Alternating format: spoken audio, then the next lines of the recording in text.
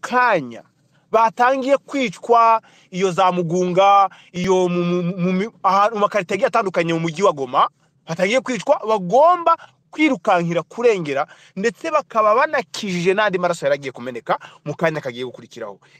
Iyo niyo mpamvu burya ikomeye cyane yatumye ingabo za RPA zihutira mu mujyi wa Kigali kugira ngo zihagarike ubwicanyi bwari bwabaye ndengakamere. Iyo utayobowe niyo mpamvu, ukayobowe n'indi mpamvu yari yose, uratsindwa. Naho turashima yuko M23 AFC uwo mutwaro, ubwo buremere ibufite, ndetse nayo makuru kabiyafite, akaba ariyo mpamvu ishobora gutanga amasaha 48 ngo yihutire gutabara abagiye kwicwa. That's number one. Number two,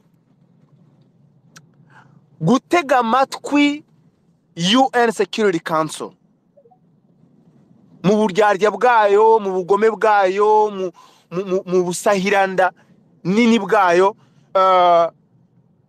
Ni ukuvuga ngo AFC M23 ibivuze ngo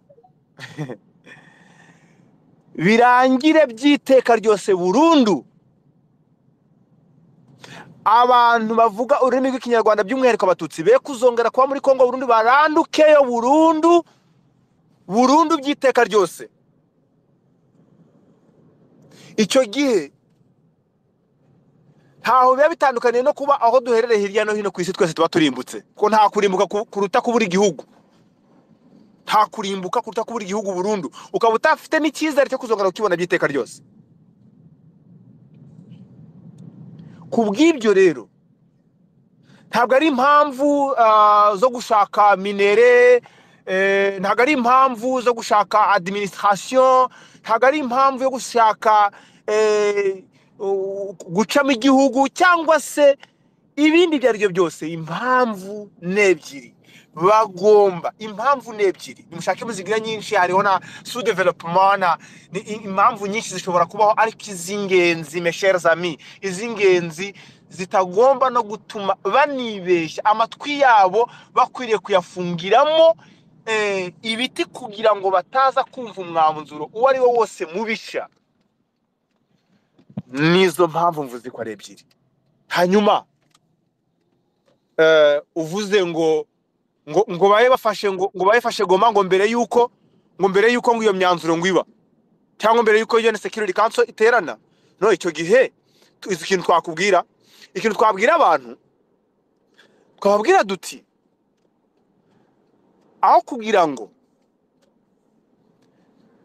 tuvuge ngo mbese mwese mwiteguye kujya kurengera u Rwanda nta kibazo rufite, ndagira ngo mbabwire yuko na perezida wabo yatanze ihumure, abwira abaturage ngo muryame musinzire, period.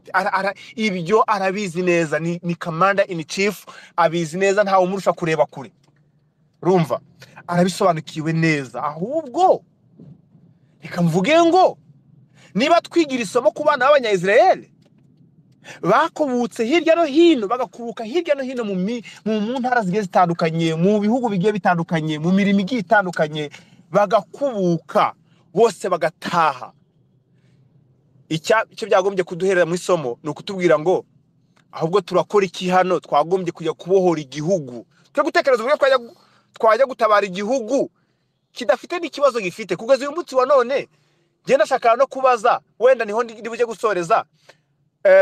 Hari umuntu wabonye itangazo, nge narishatse ahantu hose naribuze, itangazo rivuga ngo Kongo ideclare intambara ku Rwanda, naribuze kuvuga ngo igutyo, naribuze ngewe ndari muraza kurimfashisha, ako niba ari hari byaba ari byiza kuribona, kuko nge narishatse naribuze ahantu hose mu mbuga nkoranyambaga. Cyo nabonye ni ultimatum bahawe. Twahuje ijambo uriya Sylvain Kenge yavuze, avuga yuko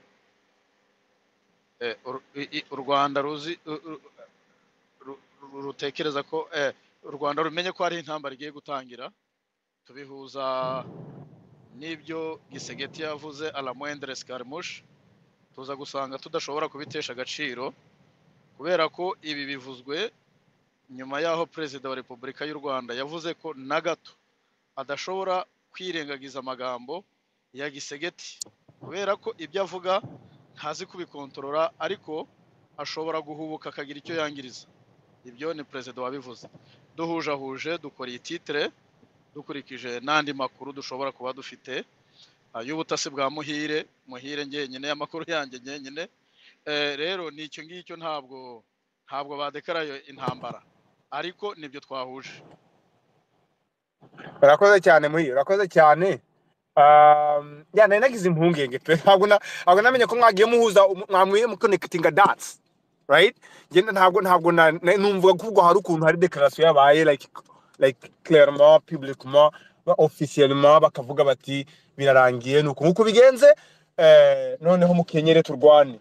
Niko nabitekereje, ariko niba nta byabaye, nimureke ahubwo abantu batekereze ni gute twakubuka rero muri ibi bihugu by'amahanga, cyane ko ngewe ndi no kwivuga ndi n'umusivile bwimbi, ko dufite n'abantu bazi kurasa hano neza bakaba babizi, baretse kurya amapiza bakagenda, ntibagende bajye kubohora igihugu.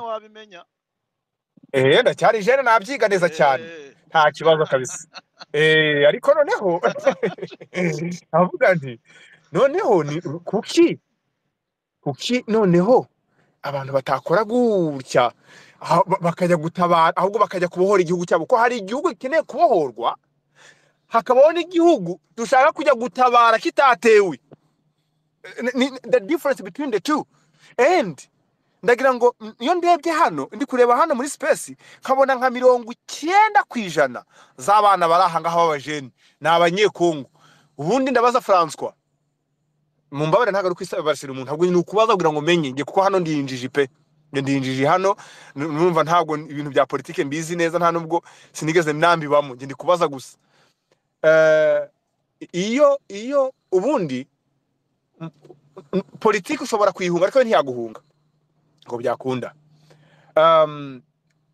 Iyo uri kubwira abantu ngo igihugu cyacu kirarinzwe, ndayivuga mpita nimanukira direct ko ntabwo wenda nshaka ko dusubizanya cyane n'abantu. Iyo uvuze ngo igihugu cyacu kirarinzwe, ngo perezida wacu ngo yayivuze atya, ejo ukongera ukabwira abantu ngo igihugu cyacu cya Kongo tugomba kukirengera, uko byagenda kose tugiye gutaha, tuzamenya tuvuga ngo mu by'ukuri ibyo ntabwo bibeshyira abantu muri confusion. Twebwe dukwiriye kumenya ko u Rwanda ari igihugu cy'inshuti, ntabwo turi umwe rwose, ni igihugu cy'inshuti cyaducumbikiye, cyadukoreye, cyatugiriye neza mu buryo twagiye dusobanura hano inshuro nyinshi ku maspace. Ariko ntabwo u Rwanda ari igihugu cyacu. U Rwanda ruramutse kano kanya runadufashije kubona igihugu, twashima, nk'uko Uganda idufashije twashima, nk'uko South Africa idufashije twashima, usibye ko nyine yidekaraye ntiyadufasha kuko iratwica. Ariko reka abantu bayije kugira ngo n'ibyo tunavuga bije binagira n'ukuntu byagira naho bifata, ejo utazaba double agent mu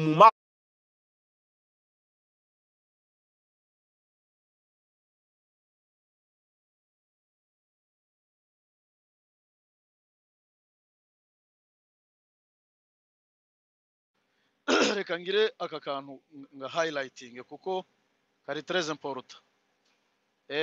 Ntabwo twanga abanyarwanda, abenshi mubona hano bakuriye mu Rwanda, majorite kuva kuri ngewe activiste, ba minister, ba abi n'abandi bose hano bose niko bimeze. Ariko twabaye mu Rwanda turi impunzi, ntabwo twari abanyarwanda, twari abakongomani, twari dufite stati y'ubuhunzi. N'uyu munsi bamwe muri twebwe baracyayifite, abandi bafite citizenship ya hano muri Amerika no mu Burayi, ariko still ni abakongomani. Rero twebwe nta bundi bwene gihugu, kugira ngo wenda nkeka yuko impamvu François yakivuze, u Rwanda rwemera dual citizenship. Ubwo rero iyo mpamvu ishobora kubaho agakoresha iyo rhetoric, kubera ko ufite ubwenegihugu bwo mu Rwanda akagira ubwenegihugu bwo muri Kongo kuko igihugu cyabo kibyemera, mu by'ukuri ntabwo yaba yavuze nabi. Ariko nanone dufite impungenge z'abantu badashobora ngo bamese kamwe, batuma hazamo confusion muri bene wacu, noneho bakabigira iturufu ryo kudukubita. Ibyo ntago tubyitaho cyane, ahubwo tuzajya tugenda tubasobanukirwa buhoro buhoro. Ariko hari umuntu ukunda kumbwira ngo ndi kukureba. Reka rero dukomeze, munyihanganire mpereze Nomade akanya, kubera ko Nomade yambwiye ko phone igiye kuzima. Nomade waduga ku ijambo, hanyuma nibirangira ndasaba ziri ku nama wongere usubize minister akanya aduhereze commentaire. Nabonye hari amakuru ari kumpereza, noneho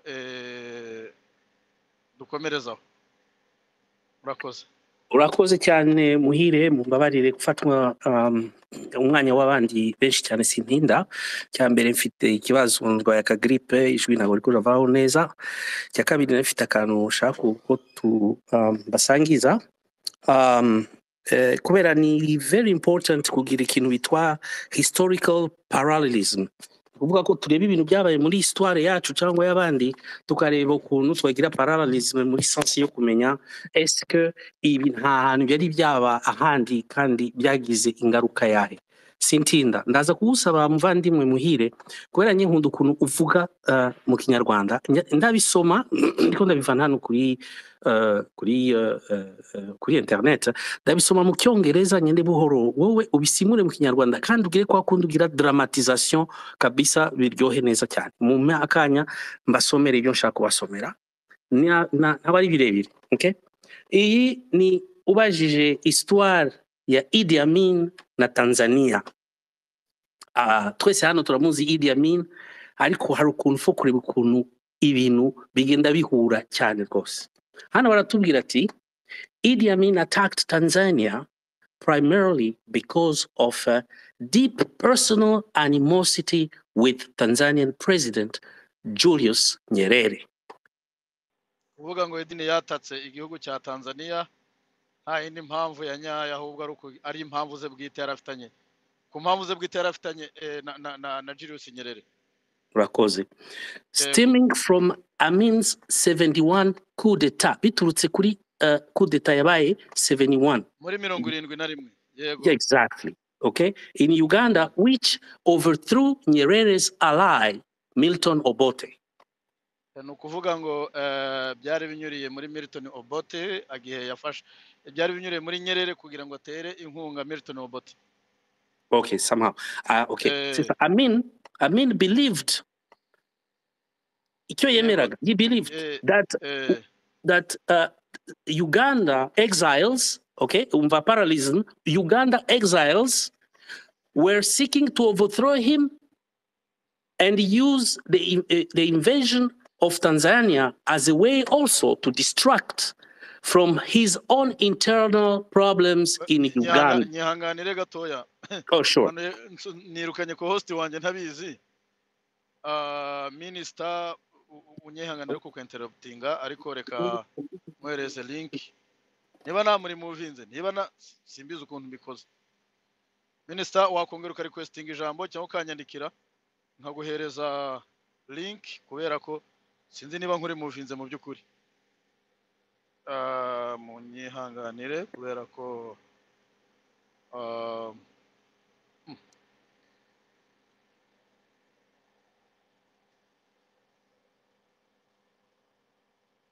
naguhaye linki, noneho requestinga ntago ndi kukubona kugira ngo